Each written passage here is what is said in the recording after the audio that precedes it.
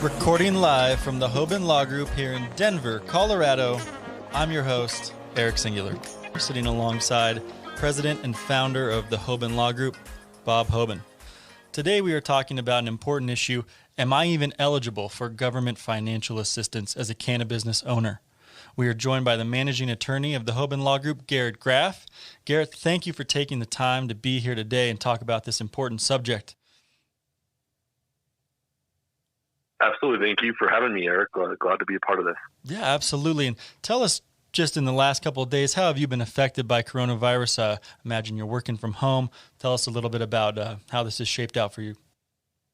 Certainly, it's trying to make the best of it as best as possible, between meeting clients' needs and working remotely and creating plenty of scheduling and coordination issues amongst, family needs, between having a young child at home, sharing an office space with my wife, and having some house projects that were already in the works, ongoing through this time as well. So it's presented some challenges, but nothing that can't be worked through, and certainly trying to do our part in helping both our clients and family and society in general push through during these trying times.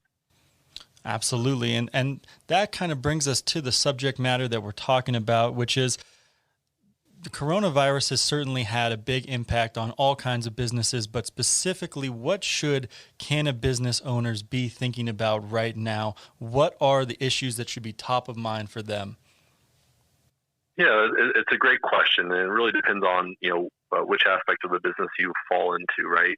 Whether it be your employee and you're simply trying to make ends meet and simply get a paycheck and or seek some sort of consideration or stimulus from various governmental agencies, or then as a cannabis business, as an owner, whether you're able to cash flow and fund payroll for your employees, and whether you may need to make adjustments, whether it be salary adjustments or unfortunately in some cases layoffs and other sort of amendments or tweaks there. From a governmental standpoint, there's a variety of things. On the marijuana side, as well as on the hemp side, you're seeing this idea of the designation of what is deemed an essential business, a quote-unquote essential business, where you're seeing several municipalities and or state governments, deeming non-essential businesses to shut down. So, for example, if you are a hemp manufacturing facility or a marijuana manufacturing facility or a marijuana dispensary, trying to ascertain whether you are, one of these essential businesses or rather non-essential, and thus whether you're able to remain operational. There's been a strong push governmentally at both municipal and state levels, for example, in California, New York, and even here in Colorado, to ensure that these businesses remain open as long as possible, albeit with employees and consumers in the case of dispensaries exercising or practicing social distancing. With respect to financial aid, certainly I think it will be interesting to see how stimulus packages from governmental agencies may or may not apply as to hemp businesses versus as to marijuana ones. And so to comment on that for a moment, we are seeing these sorts of stimulus packages being proposed at the federal level through the federal government. Because marijuana remains federally illegal, presumably marijuana businesses would not be provided any benefit of those stimulus packages, whereas hemp, being affirmatively regulated by the USDA for purposes of cultivation and production, there perhaps could be stimulus packages available as part of that. Again, much of this remains to be seen as a lot of these, legislative, regulatory, and or financial fixes are still in the works and very fluid and quickly evolving. However, at the state and or local level, where both hemp and or marijuana may be legal, depending on which state or municipality you're located in, there could be boons. There could be some stimulus able to be provided, whether it be an extension for filing taxes or other forms of aid. Some states and or localities are calling for landlords to defer lease payments on property. So there's a variety of components at the state and the local level, or even with respect to landlords, that'd be a private example of where the private sector will afford some financial freedom or relaxation, so to speak, to help shepherd the industry and the economy generally through these tough times. So Garrett, you mentioned a lot of very interesting topics. Let's try to help our listeners triage this, right? As you're sitting here today, people are trying to keep their businesses moving forward, whether that's production or manufacturing or some service providers continuing to provide services. And the unknown, of course, is whether consumers will continue to buy the products. Will stores even be open? Will clients continue to demand services? Will clients pay those invoices, 60, 90 days down the road when they become mature? But in the meantime, you have to continue on that track, but you also have to be mindful of what might be out there to help you. And you always can't do both at the same time. So let's try to help people focus in on those things. You mentioned different help packages, if you will, emergency assistance type programs, and they're rolling out slowly, but we've seen the federal government come out with an SBA, a Small Business Association, a package where they're eligible for low or zero cost loans. And that presents some challenges. There's local and state packages. How would you go about it if you were sitting back as a business owner with a lot to do, but understanding that this is of primary importance because it might be the difference between laying off that employee or not? How do you approach it? Where do you go out and find this information? Yeah, thankfully, in this day and age, a lot of this information is aggregated online very quickly.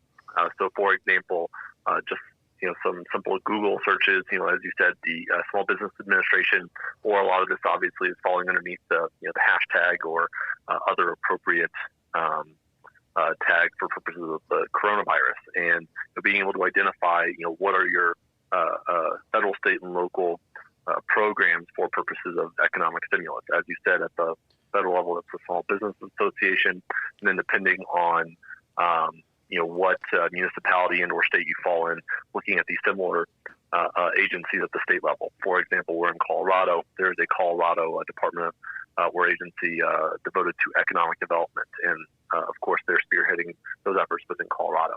Given long hold times on the phone, et cetera, looking online truly is the easiest way to go about doing that. Because different levels of government will treat the topic differently, meaning as you point out, at the federal level, hemp has a semblance of legality, at least from the cultivation and production standpoint. And then marijuana is clearly a Schedule I narcotic, a Schedule I drug that's prohibited, even though we've got sort of a wink and a nod that allows the industry to go forward by virtue of different spending amendments over the years. My point is this. If I'm going to apply for any of those emergency assistance programs, and I'm a marijuana business, would you express hesitancy in doing so? How could we even get answers to whether or not the person would be eligible in this environment? That's a great question. For purposes of state and local, offerings of assistance, I don't particularly have much resistance or hesitance there, given that it is, in fact, lawful there. And in many cases, these municipalities and or states have deemed several types of marijuana businesses to, in fact, be essential, especially with respect to provision of medical as opposed to adult use marijuana to patients within that state or within that municipality. So at that level, no, I don't necessarily see hesitance. Now, obviously, at the state or local level, the varying offers of assistance are going to vary widely. At the federal level, with respect to the SBA, generally speaking, yes, I would largely see hesitance. I have not spoken to the SBA directly, but I would presume oftentimes that may not be an avenue for marijuana companies specifically, whereas on the hemp side, I do foresee that as being a potential option. And as we look at these programs and how they develop, one of the things that really restrains these businesses from operating like most other businesses under federal tax law is the 280E prohibition. In other words, marijuana businesses are not allowed to take most common deductions on their tax returns. That, of course, has put marijuana businesses in a predicament. And while hemp has been deemed to be no longer a controlled substance, there is confusion amongst various agencies at every single level, including law enforcement. That confusion has also bled over, unfortunately, into our tax code application. So can you talk for a moment about how 280E has been perhaps misconstrued or has affected the industry, and how relief under 280E as an alternative might be something that the federal government could do in sort of a passive way to extend benefits to the cannabis industry? Yeah, certainly. And are you speaking with respect to marijuana businesses specifically, or as well as to hemp? Well, let's start with hemp, because while you and I both know that hemp is clearly a legal substance in many ways under the new laws, that has not exactly made its way to all agencies at all levels. So let's talk about some of the confusion there and then move over to the marijuana side of the industry. Sure. First and foremost, with respect to most governmental agencies, FDA, IRS, insert three-letter federal acronym. Many of these agencies are reducing staffing to only essential workforce. Their resources are becoming more and more limited. They're being far more selective in terms of their enforcement protocols, et cetera. So for purposes of the IRS, what that means is the IRS would already take a very long time for purposes of auditing, reporting, processing taxes. That is only being further extended at this point, to the extent that even tax filings have now been delayed for a few months' time.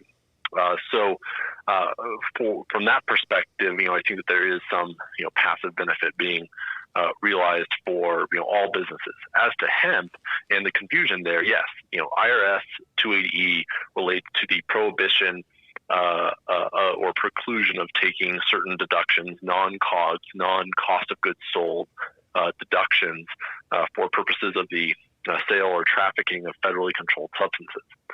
That, of course, would apply to marijuana, given marijuana remains federally scheduled as a Schedule 1 substance. That would not apply, however, to hemp, at least on paper. There has been, to some extent, some confusion, at least conceptually, as to this issue. Is hemp a subset of marijuana or not? Much of that is being cleared up. I do think you still see case-by-case instances, where there's confusion. Oftentimes, however, those only come into play when there's actually an audit engaged in by IRS auditors. They're looking at back taxes, making sure the actual taxes, paid were what was owed. I would say most hemp companies are not, conceding the idea that they are subject to 280E up front in their tax filings, whereas you may well be doing so on the marijuana side. So there could be some burdens eased, probably more so on the marijuana side than on the hemp side, because I would say the vast majority of hemp companies are already filing taxes as a conventional food manufacturing business, and thus there's not really any sort of relaxation of 280E expenses or taxation that the federal government could relieve. If we want to flip over to the marijuana side, when you apply 280E, that means you no longer can deduct things like labor. A dispensary cannot deduct labor associated with the trafficking or the sale of marijuana. So what that means in dollars and cents is an effective tax rate for these businesses that could be normally as low as 20, 30, 40%. That's now 60, 70, 80, 90%. And so in terms of providing financial assistance or aid to those companies, certainly that is a way, if the federal government, from a policy perspective, were to somewhat quasi-condone or endorse marijuana businesses, by refunding or deferring or otherwise vanquishing treatment under 280E, at least temporarily, the money that makes up that difference of 20, 30, 40% of the effective tax rate for these businesses could certainly serve to provide a boon and keep the economy rolling a bit. Well, so that's an important point, and that's well articulated. And another thing that folks need to pay attention to are contracts. In light of the fact that contracts typically require people to act or perform in a certain way or make payments or deliver promises by certain dates, and provide timelines and certain requirements for both sides of a contract, given the fact that we're effectively locked down, told to not leave home, to work from home, it has absolutely interrupted business across the United States and frankly around the world, which is quite remarkable considering that there's 7.5 billion people in the world and they're all being told to stay home in some form or fashion. But if you look at contracts, if you look at things that people need to pay attention to, there's some terms out there that people might hear that I'd like to have us discuss a little bit. And some of these terms are things that you and I might have brushed off while we were in law school at one point or another, but now they've become extremely important provisions.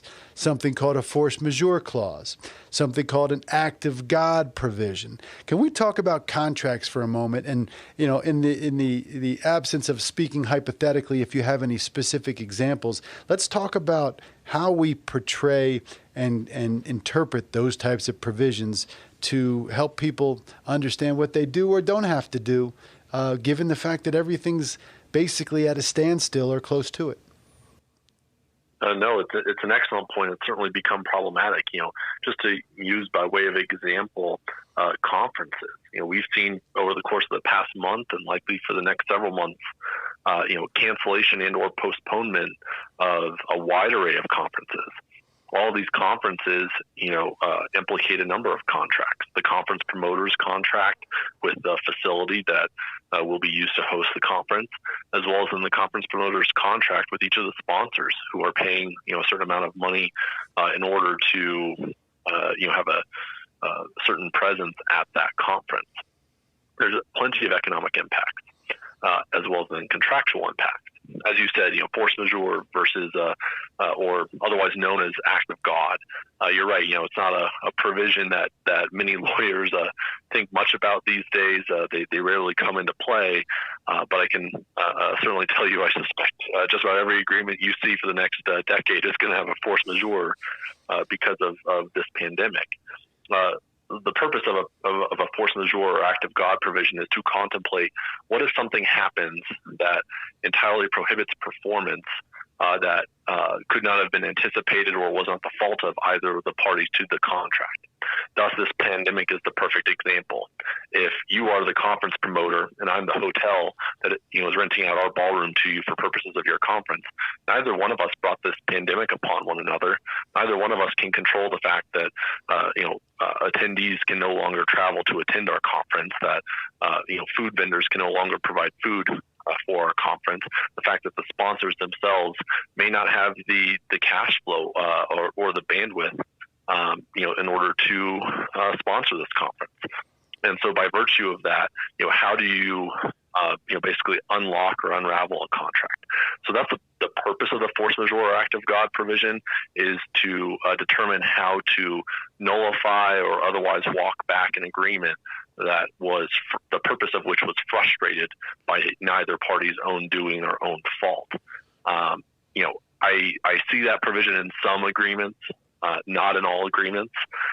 In some forms of that provision, you actually see epidemics specifically referenced, which would obviously give rise to implicating or use of that provision. What I will say, and when I continue to see government officials calling for each and every day, is with or without that sort of act of God provision, and to avoid a huge wave of litigation over this issue when clearly everyone is suffering economically already, is how about we all come together societally, with the humanitarian aspect of this and figuring out informal resolutions to the issue. As I said, landlords simply, either waiving, rental payments or at least deferring them.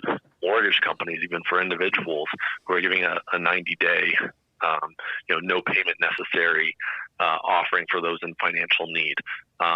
Seeing a number of these contracts, whether the agreement remains valid or has been nullified by a force majeure clause, seeing parties going above and beyond in recognition that, hey, as part of these ongoing relationships, as part of supply chain management, as part of the recognition that, once we as a society get through this pandemic, we still need to have supply chain relationships. So out of respect for those relationships, how can we work constructively together to resolve those? So we're seeing a lot of amendments to agreements, not out of an adversarial stance in terms of, we want to sue you or disputing funds, but rather how do we work together? How do we make this work such that we can maintain the supply chain, maintain the relationships, such that the economy holistically can proceed forward as constructively as possible. Well, Garrett, I'm glad you brought up events because we're going to talk to a number of event organizers who have had to deal with those exact problems and adjust their plans accordingly in the wake of this pandemic. Bob, I'm interested in your opinion. Can parties effectively invoke force majeure to avoid obligations in light of coronavirus?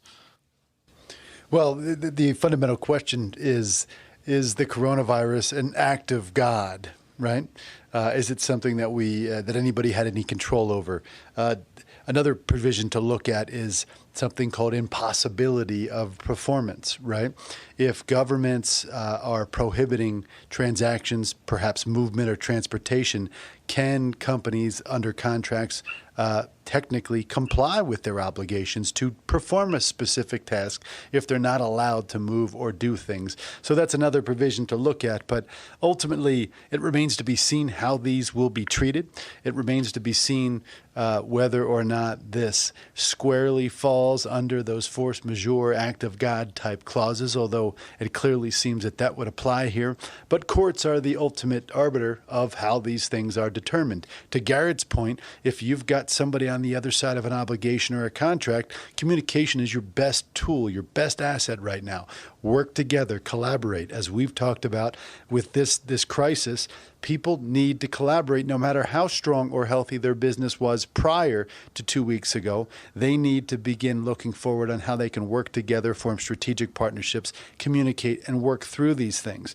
If that can't occur and disputes arise about contracts, then you're going to have to go to a court and have that court and or an arbitration type scenario have some third party that you don't know that's trying to meter out justice on a case-by-case basis, decide those questions for you.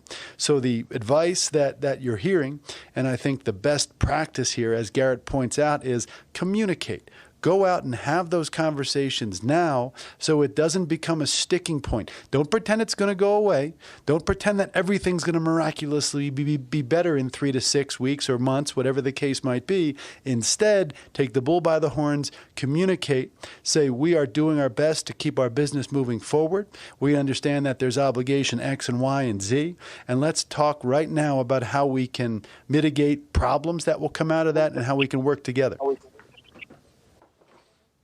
And Bob, to that point, first of all, we don't yet have enough time under our belt with this particular pandemic, to see what courts or mediators or some third party, is ruling in this case.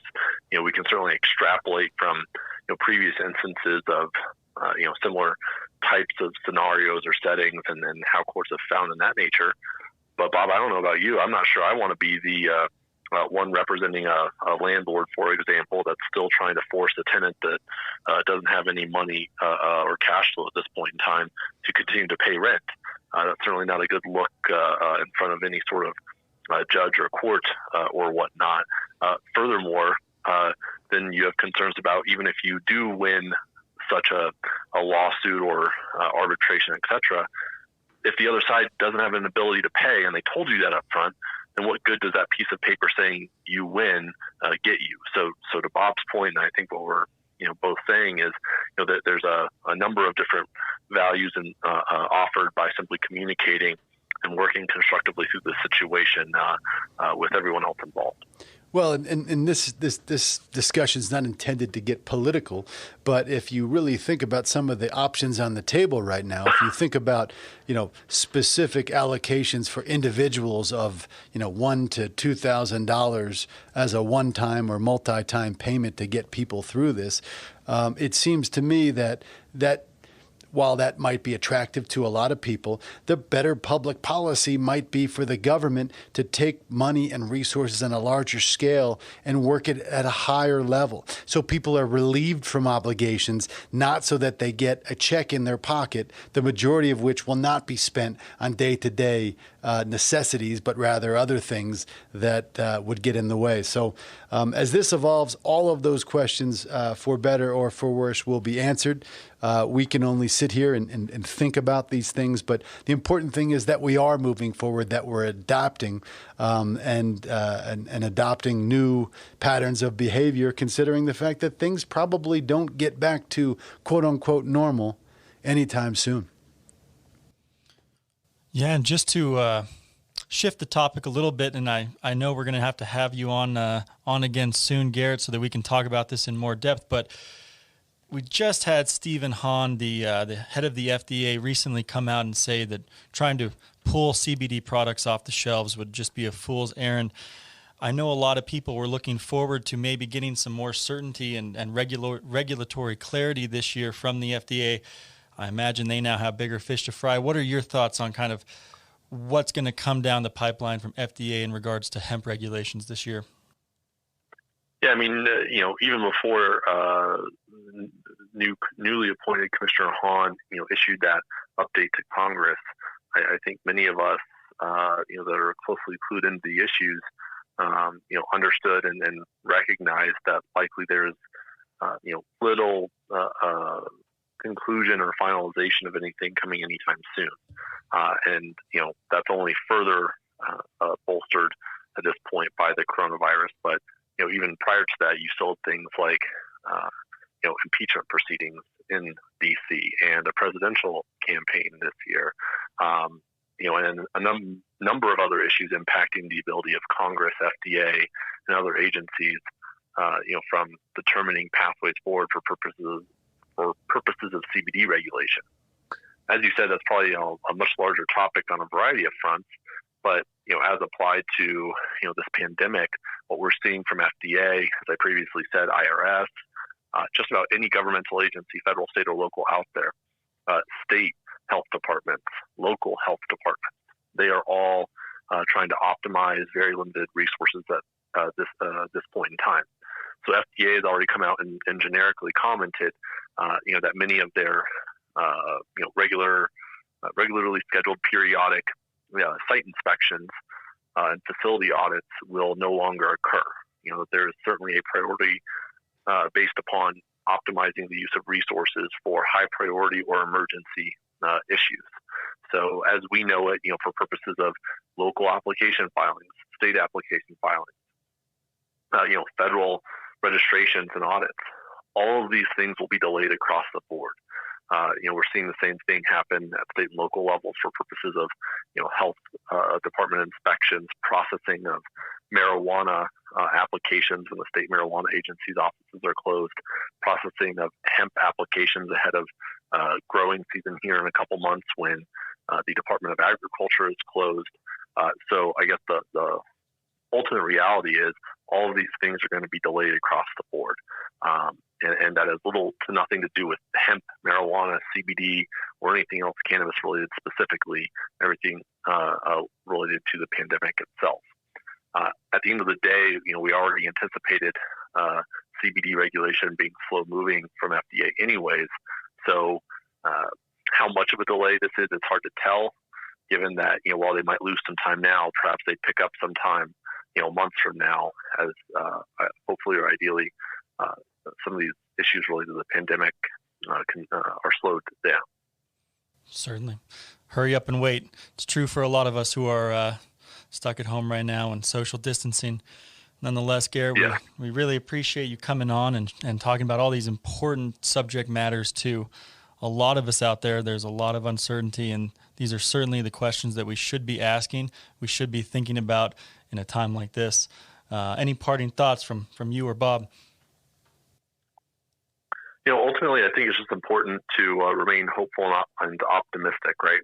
It's very easy to turn on the news right now and fear or feel as though, all the messaging is doomsday. And, certainly there are plenty of issues that need to be worked through here, as we discussed here, whether it be governmental closures, financial aid packages, or the works.